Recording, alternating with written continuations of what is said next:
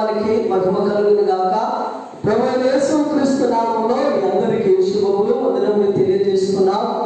దేవుడు మిమ్మల్ని మీ కుటుంబాలను దీవించును గాక. మంచిదండి. తిరుగున ఒక చరణము, ఒక పల్లవి చరణము పాట పాడి దేవుని గణపరచవలసిందిగా నేను మనవి చేయించున్నాను. చప్పట్లు కూడా దయతో లైవ్ ప్రోగ్రామ్ స్టార్ట్ అయింది కనుక పాట పాడుతుండగా చప్పట్లు కొట్టి దేవుని గణపరుస్తాం. హల్లెలూయా. పాడదాం అందరం కూడా. రాజా నీ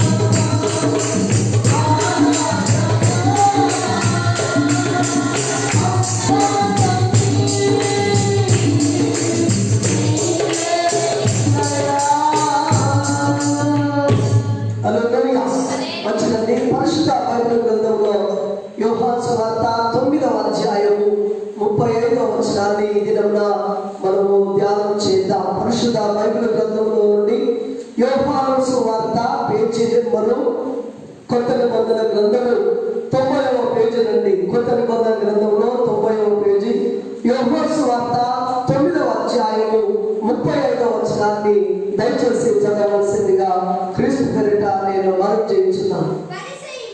పరిసయ్యులు వారిని వెలివేసి యేసు విని వారిని కనుగొని నీవు దేవుని కుమారుని యందు విశ్వాసం ఉంచుచున్నావా అని అడిగింది. చాలు. పరిశుద్ధుడా, ప్రేమమూర్తి, దయ కలిగిన దేవా, నీకు వందనాలు చెల్లిస్తున్నాం. రేయి పగులు నీ పాద సన్నిధిలో ఆరాధించి గణపరిచే ధన్యత మాకు అనుగ్రహించినందుకై నీకు వందనాలు. వాక్యం ద్వారా మాతో మాట్లాడండి. నాకున్న జ్ఞానాన్ని సర్వనాశనం చేసి మీ సమృద్ధి అయిన జ్ఞానాన్ని మాకు బోధించండి.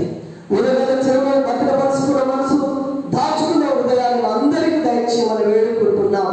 ప్రభువా, ఫేస్బుక్ లైవ్ లో ఎంతమంది అయితే వీక్షిస్తున్నారో తండ్రి, వారిని, వారి కుటుంబాలను, పిల్లలను, బంధువులను, స్నేహితులను తండ్రి దీవించి ఆశీర్వదించమని ప్రార్థిస్తున్నాం. ప్రత్యేకంగా మా దేశమును, మా రాష్ట్రమును అతలాకుతలం చేస్తున్న ఈ కరోనా మహమ్మారిని విడిపించండి దేవా. అంత మాత్రమే కాదు, గత వారం రోజులుగా భయంకరమైన వర్షాలు కురుస్తున్నాయి. ఎంతో మంది నిరాశ్రయులైపోయారు, ఆదరణ లేకున్నారు. కూడు గుడ్డ తండ్రి గూడు అయ్యా పొదవైపోయిన పరిస్థితుల్లో ఉన్నాయి తండ్రి. వారందరినీ మీరు ఆదరించండి, కనుకరించండి, చేరదీయండి. ఆశ్రయ దుర్గమా, ఆశ్రయ పురమా, నీకు వందనాలు నాయన. ప్రతి బిడ్డను చేరదీసి నీ కౌగిట్లో దాయండి. ఈ దిన వర్తమానం ద్వారా నాతో మాట్లాడమని యేసయ్య నామమున అడుగుచున్నాను తండ్రి. ఆమేన్. మరోసారి ప్రభువైన యేసుక్రీస్తు నామములో మీకు వందనాలు తెలియజేస్తున్నాం. మనం చదివిన లేఖన భాగాన్ని మనం అర్థం చేసుకుంటే, పరిసయ్యులు వారిని వెలివేసిరని యేసు ప్రభువు తెలుసుకొని వారిని కనుగొన్నాడు. అంటే మనుషులు వెలివేస్తే, మనుషులు కాదంటే, మనుషులు తిరస్కరిస్తే దేవుడు మనల్ని చేరదీస్తాడు. దేవుడు మనల్ని చేరదీస్తాడు. ఒకవేళ మనుషులు నిన్ను నిందించిన, మనుషులు నిన్ను అవమానపరిచిన, మనుషులు నిన్ను హేళన చేసిన, లేక మనుషులు నిన్ను వెలివేసినా కూడా నువ్వు దేవుని యందు విశ్వాసం ఉంచిన వాడవైతే, నువ్వు దేవుని యందు నమ్మకంగా జీవిస్తున్న వాడవైతే, ప్రభువైన యేసుక్రీస్తును నీవు సొంత రక్షకుడుగా అంగీకరించి యేసు ప్రభు కొరకు నువ్వు నిలబడిన వాడవైతే దేవుడు నిన్ను చేరదీస్తాడు. మనుషులు వెలివేసినప్పుడు దేవుడు నిన్ను వెలివేయడు. మనుషులు నిన్ను దూషించినప్పుడు దేవుడు నిన్ను దూషించడు. మనుషులు నిన్ను హేళన చేసి నిన్ను కించపరిచిన సమయాలలో దేవుడు మనుషుల మాదిరిగా నిన్ను కించపరచడు, నిన్ను వెలివేయడు, నిన్ను త్రోసివేయడు. ఎందుకంటే దేవుడు ప్రేమ కలిగిన దేవుడు కనుక. ఎప్పుడైతే నీవు మనుషుల ద్వారా తిరస్కరించబడుతున్నావో, మనుషుల ద్వారా వెలివేయబడుతున్నావో, అప్పుడు దేవుడు నిన్ను చేరదీసేవాడిగా ఆయన ఉంటున్నాడు. కనుక ప్రియులారా, ఈ దినము మనుషులు నిన్ను వెలివేస్తే, మనుషులు నిన్ను తిరస్కరిస్తే, లేక లోకము, మనుషులు, ఈ భౌతిక సంబంధమైన వాటి అన్నీ కూడా నిన్ను తిరస్కరించితే దేవుడు నిన్ను చేరదీస్తాడు. దేవుడు నిన్ను హత్తుకుంటాడు. దేవుడు నిన్ను ప్రేమిస్తాడని క్రీస్తు పేరిట నేను మనవి చేయించున్నాను. లూకా సువార్త 14వ అధ్యాయము 4వ వచనాన్ని ఒకసారి చదవండి. లూకా సువార్త 14వ అధ్యాయము 4వ వచనాన్ని చదువుదాం. యేసు విశ్రాంతి దినమున స్వస్థపరచుట న్యాయమా కాదా అని దేశకులను పరిసయ్యులను అడుగగా వారు ఊరుకుండిరి. అప్పుడు ఆయన జలోదర రోగము కలిగిన వారిని చేరదీసి స్వస్థపరిచి, రైట్, హల్లెలూయా. జలోదర రోగము కలిగిన ఒక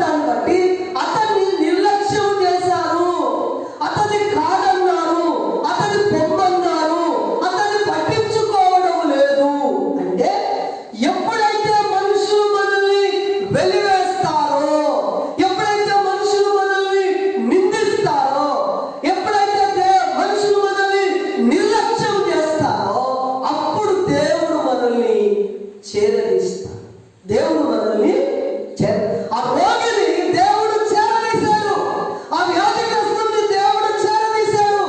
చట్టం వద్దంటుంది, మనుషులు వద్దంటున్నారు, పరిసయ్యులు వద్దంటున్నారు, కానీ దేవుడు మాత్రం వద్దనే దేవుడు కాదండి. ఎప్పుడైతే మనుషులు మనల్ని ట్రీట్ చేసే విధానాన్ని బట్టి, మనుషులు మనల్ని ఇబ్బంది పెట్టినప్పుడు, లేదా మనుషులు మనల్ని ఎగతాళి చేసినప్పుడు, మనుషులు మనల్ని త్రోసివేసినప్పుడు, ఆ ప్రభువైన యేసు క్రీస్తు మనల్ని చేరదీసే తండ్రిగా ఆయన కనపడుతున్నాడు. కనుక దేవుని బట్టి నువ్వు ధైర్యపరచబడాలి, దేవుని బట్టి నువ్వు ఆదరించబడాలి, యేసయ్యను బట్టి నువ్వు ధైర్యముగా ముందడుగు వేసేవాడుగానే ఉండాలి.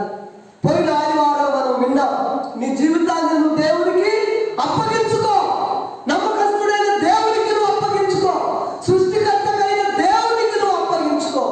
ఎప్పుడైతే సృష్టికర్త అయిన దేవునికి నిన్ను నువ్వు అప్పగించుకుంటావో దేవుడు నిన్ను చేరదీస్తాడు.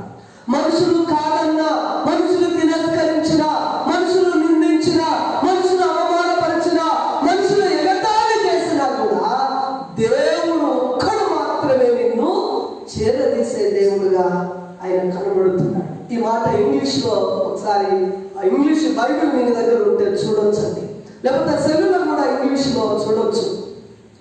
టుక్ him, healed him, let him అంటే చేరదీసి స్వస్థపరిచి పంపివేసను.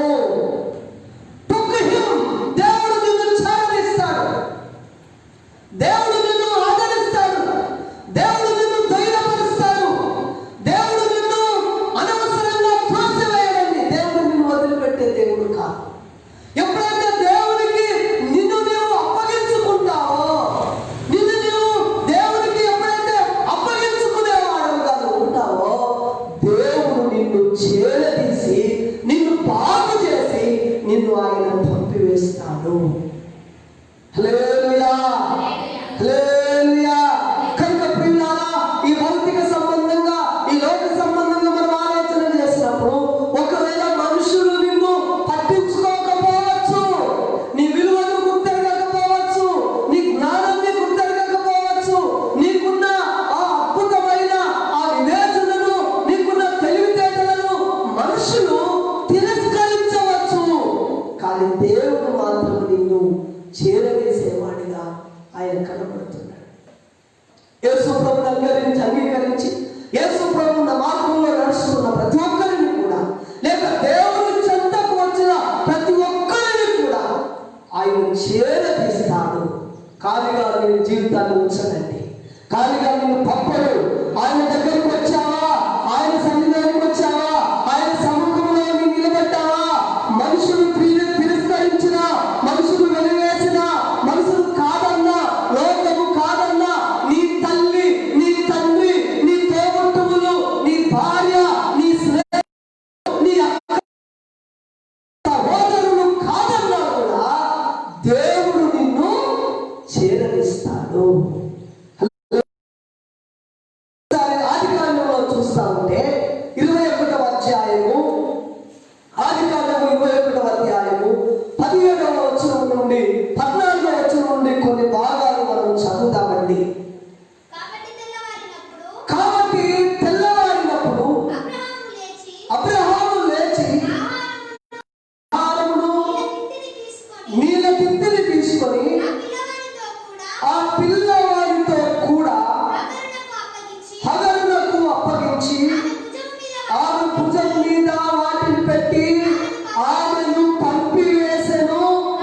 ఆమె వెళ్ళి బెయేర్షెబా అరణ్యములో ఇటు అటు తిరుగుచుండెను. ఆ తిత్తిలో నీళ్లు అయిపోయిన తర్వాత దేవుడుగా ఆయన కనపడుతున్నాడు. యోహాను సువార్త 9వ అధ్యాయంలో ఉన్న వచనాలు మనం చూస్తే, పరిసయ్యులు అతనిని వెలివేసినని చూసి దేవుడు అతన్ని కనుగొన్నాడు, దేవుడు అతన్ని చేరదీశాడు. జలాదన రోగం కలిగిన ఒక వ్యక్తి యేసు ప్రభు దగ్గరకు వచ్చినప్పుడు, చట్టాలను బట్టి, మనుషులను బట్టి, ఈ దినమున నువ్వు స్వస్థత పొందకూడదు, ఈ దినమున నిన్ను స్వస్థపరచొద్దు,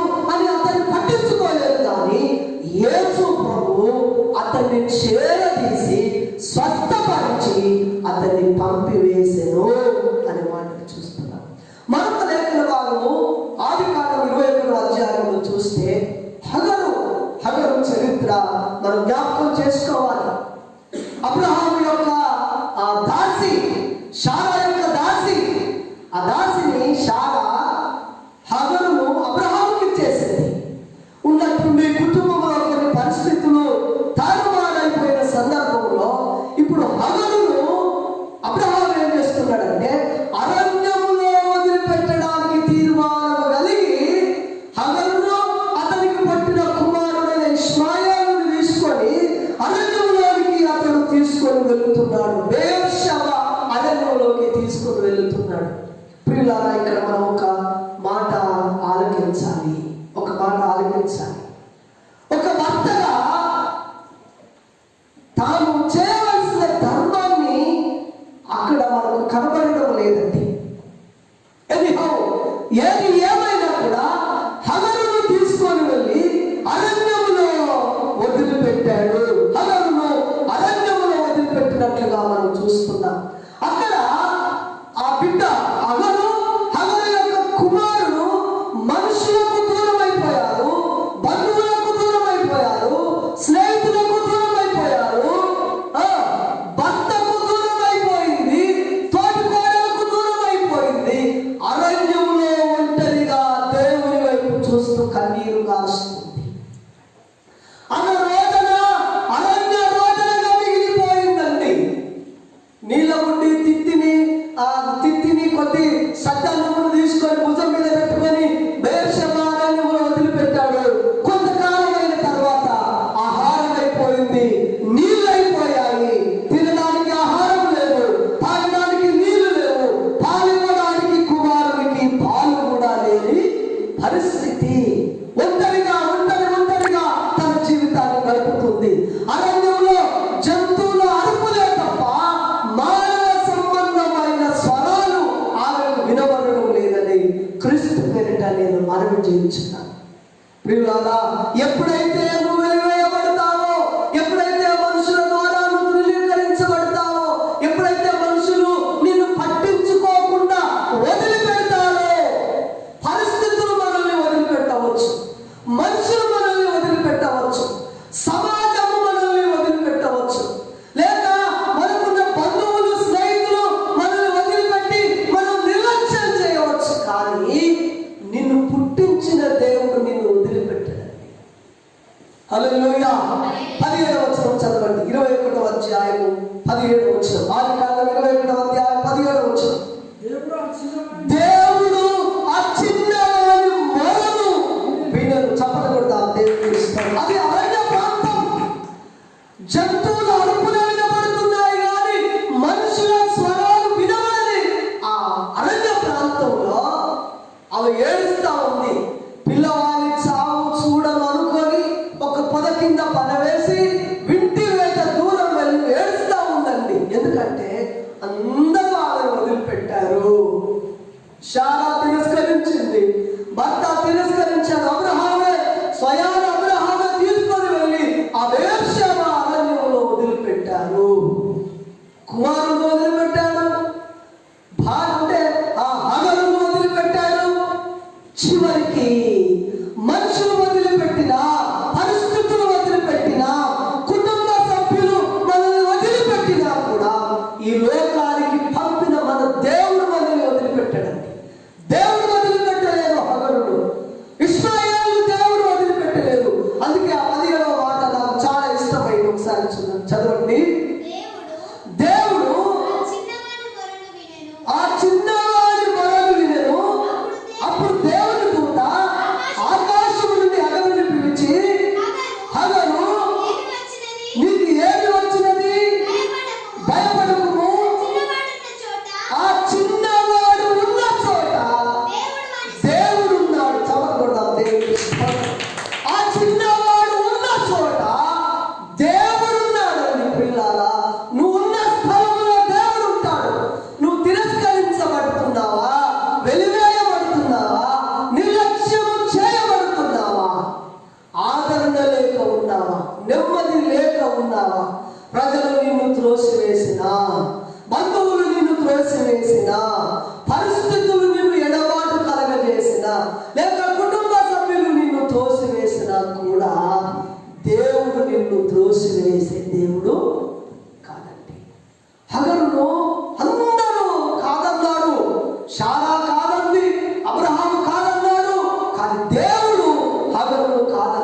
ఇక్కడ రాయబడి ఉంది, ఆ పిల్లవాడు ఉన్న చోట దేవుడు ఉన్నాడు. పిల్లారా, నువ్వు ఎక్కడైతే కృంగిపోతున్నావో, ఎక్కడైతే బాధపడుతున్నావో, ఎవరైతే నిన్ను నిర్లక్ష్యం చేశారో, నిర్లక్ష్యం చేసిన వారి మీద నువ్వు పగబెట్టుకోవడం కాదు, కానీ ఆ స్థలంలో దేవుడు ఉన్నాడని నువ్వు దేవుణ్ణి ఆరాధించాలి. ఆ స్థలంలో దేవుడు ఉన్నాడని నువ్వు గనపరచాలి. ఎప్పుడైతే మనుషుల ద్వారా తిరస్కరించబడుతున్నావో, దేవుడు నన్ను తిరస్కరించడు అనే వాస్తవాన్ని నువ్వు గుర్తించాలి. ప్రేమతో మనం చేయించున్నాను. మనుషులు నిన్ను వెలివేస్తే దేవుడు నిన్ను చేరదీస్తాడు. పరిస్థితులు నిన్ను వెలివేస్తే దేవుడు నిన్ను చేరదీస్తాడు. సమాజము నిన్ను వెలివేస్తే, కుటుంబము నిన్ను వెలివేస్తే, లేదా నీ బంధువులు నిన్ను కించపరిస్తే, నిన్ను హేళన చేస్తే దేవుడు నిన్ను చేరదీస్తాడు. నేను ఇది నా కీర్తనకు లింక్ చేస్తానండి. హల్లెలూయా. దావీదును బాధపెట్టిన వారు ఎవరెవరు? అతని భార్య మీకాలు, అతని కుమారుడు అబ్షాలోము, అతని మామ సౌలు, షిమి, అతని స్నేహితుడైన సిమి, అహీతోపెలు అని ఇంకొక ఆయన ఉన్నాడు. అంటే ఇన్ని విధాలుగా దావీదును ఇబ్బంది పెట్టినా దేవుడు మాత్రం దావీదుని ఇబ్బంది పెట్టింది. మనుషులు తిరస్కరించారు. అబ్షాలోము రాజకాంక్ష కలిగి, పదవి వ్యామోహం కలిగి, కన్న తండ్రులే తిరస్కరించారు, కానీ దేవుడు తిరస్కరించింది. హల్లెలూయా. ప్రియులారా, ఫేస్బుక్ లైవ్ లో వింటున్న ప్రియమైన దేవుని బిడ్డలారా, కుటుంబములారా, మనుషులు మిమ్మల్ని వెలివేస్తే, సమాజము మిమ్మల్ని నిర్లక్ష్యం చేస్తే, లేక పరిస్థితులు, కష్టాలు, ఇబ్బందులు నిన్ను ఒంటరివాడిగా చేస్తే దేవుడు నిన్ను వెలివేయడు, ఆయన నిన్ను చేరదీస్తాడు. జలధర రోగం కలిగిన ఆ వ్యక్తి సమాజం మధ్యకు యేసు ప్రభు దగ్గరకు వచ్చినప్పుడు చట్టం ఒప్పుకోవడం లేదు, ధర్మశాస్త్రం ఒప్పుకోవడం లేదు. ఈ విశ్రాంతి దినమున నీవు స్వస్థత పొందకూడదు, నిన్ను స్వస్థపరచకూడదని చట్టము నిన్ను వెలివేసిన, సంప్రదాయాలు నిన్ను వెలివేసిన, ఆచారాలు నిన్ను వెలివేసిన, నమ్మకాలు నిన్ను వెలివేసిన దేవుడు మాత్రం నిన్ను చేరదీస్తాడు. హల్లెలూయా. హల్లెలూయా. ఒకసారి కీర్తన చూద్దామండి. కీర్తన భాగంలో 27వ కీర్తన, పరిశుద్ధ బైబిల్ గ్రంథంలో ప్రియులారా, కీర్తన భాగం 27వ కీర్తన 10వ వచనాన్ని అందరం కలిసి చదువుకుందామండి. పరిశుద్ధ బైబిల్ గ్రంథంలో 27వ కీర్తన 10వ వచనాన్ని దయచేసి మనం చదువుకుందాం. పేరు నెంబరు 404. నా తల్లిదండ్రులు నన్ను విడిచినను, ఆమె చెప్తా. హల్లెలూయా. మనసారి చదువుదాం అన్నమాట గంభీరంగా. నా తల్లిదండ్రులు నన్ను విడిచినను, యెహోవా నన్ను చేరదీస్తాడు. ఇదే మన ధైర్యం అండి. నీ తల్లిదండ్రులు నిన్ను విడిచిన దేవుడు నిన్ను వదిలిపెట్టాడు. దేవుడు నిన్ను వదిలిపెట్టాడు. అందుకే దేవుని వాక్యంలో రాయబడింది, మనుషులు వెలివేస్తే దేవుడు చేరదీస్తాడు. ఒకవేళ కన్న తల్లిదండ్రులను విడిచిపెట్టినా కూడా, వీడు పనికి మానాడు, వీడు పనికిరాడు, దేనికి పనికిరాడు, చెప్పిన వినడు అని నీ తల్లి, నీ తండ్రి నిన్ను నిర్లక్ష్యం చేసినా కూడా, నిన్ను బట్టి నీ తల్లిదండ్రులు నిన్ను నిర్లక్ష్యం చేసినా కూడా, వీడు నా పుట్టలేడుకో అని నిన్ను నిర్లక్ష్యం చేసిన దేవుని వాక్యంలో రాయబడింది. తల్లి, పాలించు తల్లి తన చంటి బిడ్డను మరిచినా వారైనా మరుచుదురు కానీ నేను నిన్ను మరువను. ఎంత అద్భుతమైన వాక్యం. ఎప్పటి వరకు మరవడాయన? ఎప్పటి వరకు మరవకుంటుంటాడు ఆయన? అదే గ్రంథంలో రాయబడి ఉంది, ముదిమి వచ్చు వరకు చంకనెత్తుకొని వాడను నేనే. అంటే పొట్టిలలో ఉన్నది మొదలుకొని ముదిమి వచ్చు వరకు కూడా దేవుడు నిన్ను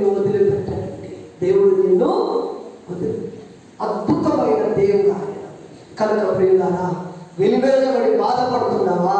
నిర్లక్ష్యం చేయబడి బాధపడుతున్నావా? మనుషులు ఒకవేళ నిన్ను వెలివేస్తే దేవుడు నిన్ను చేరదీస్తాడు. హగరును తన కుటుంబాన్ని వెలివేసింది.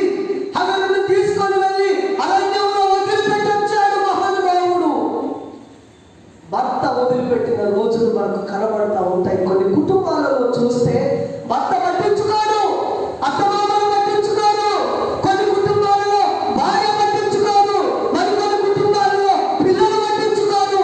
ఎవరికి వారే యమున తీరే అన్నట్లుగా ఉంటారు. అయితే నువ్వు దేవునికి అప్పగించుకుంటే, నీ బ్రతుకును, నీ జీవితాన్ని నమ్మకస్తుడైన దేవునికి నువ్వు అప్పగించుకుంటే, నీ కొరకు, నీ పాపముల కొరకు సిలువలో ప్రాణత్యాగం చేసిన ఆ దేవాతి దేవునికి నీ జీవితాన్ని, నీ కుటుంబాన్ని నువ్వు అప్పగించుకుంటే, ప్రభు కొరకు నువ్వు నిలబడితే దేవుడు నిన్ను చేరదీస్తాడు. హల్లెలూయా, హల్లెలూయా. దేవుడు నిన్ను చేరదీస్తాడు. కీర్తనకారుడు అంటాడు, నా తల్లిదండ్రులు నన్ను విడిచినను యెహోవా నన్ను. ఎంత ధైర్యం కలిగిన మాట అన్నది, ఎంత అద్భుతమైన మాట. ఎంత అనుభవిస్తే ఆ మాట రాయాలి. 27వ కీర్తన ఎవరు రాశారు? ఆ కీర్తన చెప్పండి, గట్టిగా చెప్పండి. ఎవరు రాశారు ఆ కీర్తన? దావీదు. ఎంత కుమిలిపోతే, ఎంత బాధపడితే, ఎంత టార్చర్ అనుభవిస్తే, కుటుంబం ద్వారా, ప్రజల ద్వారా, స్నేహితుల ద్వారా, బంధువుల ద్వారా ఎంత అనుభవిస్తే ఆ మాట రాసుంటాడు ఆయన. నా తల్లి, నా తండ్రులు నన్ను విడిచినను యెహోవా నన్ను. ఆయన చేరదీశాడంటే నీ జీవితం మలుపు తిరిగినట్లే. హల్లెలూయా. దావీదును తల్లిదండ్రులు, అన్నదమ్ములు అందరూ నిర్లక్ష్యం చేశారు, కానీ దేవుడు అతన్ని చేరదీసి రాజుగా దేవుడు అతన్ని నియమించాడు. కనుక ప్రియులారా, ఈ మధ్యాహ్న కాల సమయంలో అధైర్యపడకు, భయపడకు. పట్టించుకుంటలేరని, భర్త పట్టించుకుంటలేరని, అత్తమామలు పట్టించుకుంటలేరని, తల్లిదండ్రులు పట్టించుకుంటలేరని, స్నేహితులు పట్టించుకుంటలేరని భయపడకు. మనుషులు ఒకవేళ నిన్ను వెలివేస్తే, నీ బంధువులు నిన్ను వెలివేస్తే నువ్వు అధైర్యపడకు. దేవుడు నిన్ను చేరదీస్తాడు. చేరదీసే దేవుణ్ణి మనం కలిగి ఉన్నాం ప్రియుల. పరిస్థితులు మనల్ని విడిచిపెట్టినా, ఈ లోకము మనల్ని విడిచిపెట్టినా, మన వంశము, మన బంధువులు, మన స్నేహితులు మనల్ని విడిచిపెట్టినా దేవుడు మనల్ని చేరదీస్తాడు. ఏం చేస్తాడు? చేరదీసి ఆయన చేరదీసి ఏం చేస్తాడు? స్వస్థపరుస్తాడు. స్వస్థత అంటే బాడీకి కలిగిన రోగమే కాదండి స్వస్థపరచడం అంటే, నీ మానసిక స్థితిని కూడా ఆయన బాగు చేస్తాడు. హల్లెలూయా. స్వస్థపరచడం అంటే టు హీల్ హిమ్. అతన్ని స్వస్థపరచను అంటే అతనికి ఆ రోగం ఉంది, కానీ మానసిక వ్యధల నుండి, మానసిక బాధల నుండి, ఎవరికి చెప్పుకోలేని ఆ మానసిక సంబంధమైన వ్యాధుల నుండి కూడా దేవుడు నిన్ను స్వస్థపరుస్తాడు. ఆయన నిన్ను చేరదీస్తాడు. ఆయన నిన్ను పట్టుకుంటాడండి. ఆయన నిన్ను పట్టుకుంటాడు, ఆయన నిన్ను చేరదీస్తాడు, ఆయన నిన్ను సమాధానంతో పంపిస్తాడు. దేవుడి మాటలు దీవించుగాక. తలుపు వచ్చి ప్రార్థన చేద్దాం. హల్లెలూయా, హల్లెలూయా. సూచించుదాం ప్రియులారా, ప్రేమతో మనం చేయించుదాం. మనుషులు నిన్ను వెలివేసినప్పుడు, పరిస్థితులు నిన్ను వెలివేసినప్పుడు, నీ బంధువులు నిన్ను కాదన్నప్పుడు, నీ సొంత వారే, నువ్వు అతిగా ప్రేమించిన వారే, ఎవరి కొరకైతే నువ్వు ప్రాణాన్ని దారపోస్తున్నావు, ఎవరినైతే ప్రాణప్రదంగా ప్రేమిస్తున్నావు, వారు నిన్ను కాదన్నా కూడా దేవుడు నిన్ను కాదనడు. మనుషులు నిన్ను వెలివేస్తే దేవుడు చేరదీస్తాడు. నిన్ను కనుగొంటాడు, నీ స్థితిగతులను కనుగొంటాడు, నీ పరిస్థితులను కనుగొంటాడు. ఆయన చేరదీవాడు. ప్రియులారా, ఒకవేళ సంఘం నిన్ను దూరం పెట్టినా కూడా దేవుడు నిన్ను దూరం పెట్టాడు. పరిస్థితులు నిన్ను దూరం పెట్టినా మనం చూస్తున్నాం. పరిసయ్యులు అతనిని వెలివేసిరని తెలుసుకొని దేవుడు అతన్ని కనుగొనెను. నీ జీవితాన్ని ప్రభువుకు అప్పగించు ప్రియమైన దేవుని బిడ్డ, దేవుని కుమారుడా. అందరూ అంటారు అతని నుండి ఏమవుతుంది అని నిర్లక్ష్యం చేస్తారు, హీనపరుస్తారు, వెలుగాలి చేస్తారు. కానీ దేవుడు మాత్రం నిన్ను చేరదీస్తాడు, నిన్ను స్వస్థపరచాడు.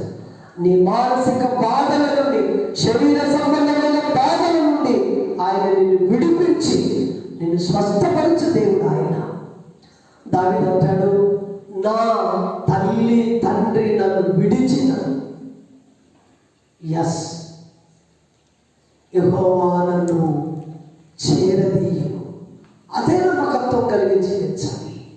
పిల్లారా, పాలించు తల్లి తన చంటి పిల్లలైన మరుచును కానీ నేను నిన్ను మరువను విడువను ఎనబాయి. ఎంతవరకు అంటే ముదిరి వచ్చే వరకు చంకనెత్తుకున్న వాడను నేనే, చూడు నా అరచేతిలో నేను చెక్కి ఉన్నానని దేవుని వాక్యంలో రాయబడి ఉంది.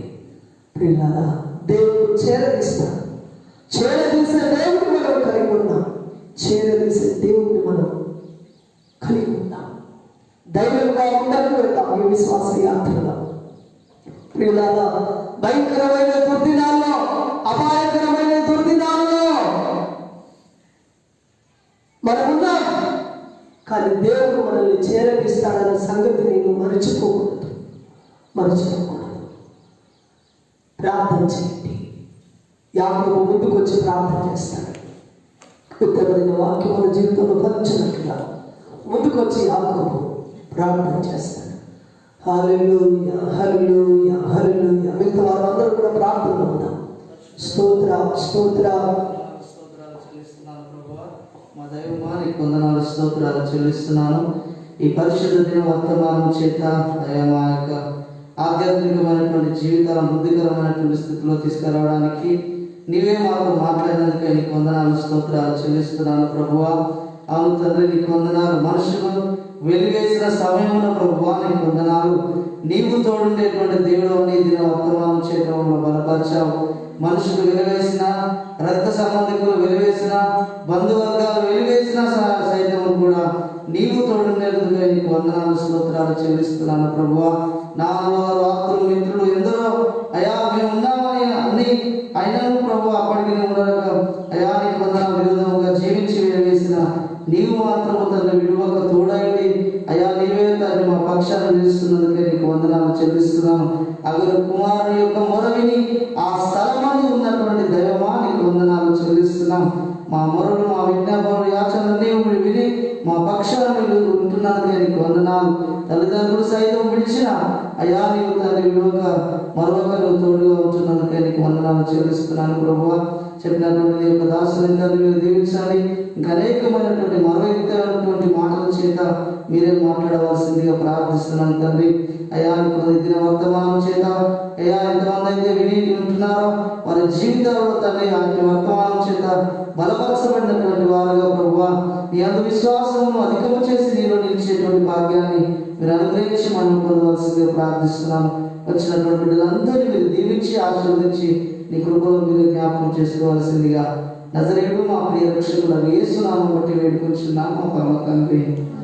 ఆమేన్. మంచిదండి. పాడవాడుచునిగా